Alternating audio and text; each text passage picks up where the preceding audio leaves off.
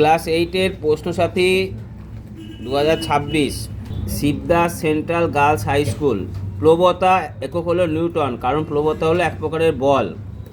একটি 2 কেজি ভরের বস্তুকে পৃথিবীর যে বল দ্বারা টানে 2 × 9.8 মানে 19.6 নিউটন।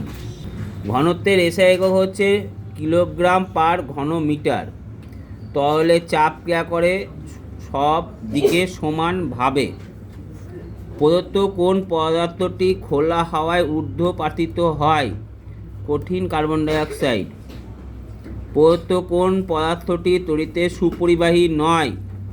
কাঠ। কোনো পরীক্ষায় খুব পাতলা ধাতব পাথরের প্রয়োজন হলে কোন ধাতুটি নেওয়া উচিত? সোনা। কেন? সোনার নমনীয়তা প্রসনশীলতা অনেক বেশি।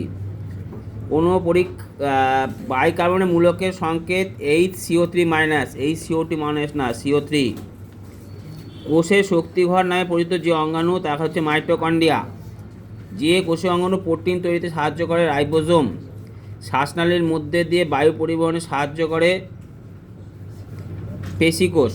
ঠিক, পেশি সাহায্য করে। চোখের রেটিনায় মৃদু আলো শোষণ সক্ষম রড কোষ। সিজেস পদার্থের তড়িতাধানের একক ESU। স্টিলের বাটি জলে ভেসে থাকে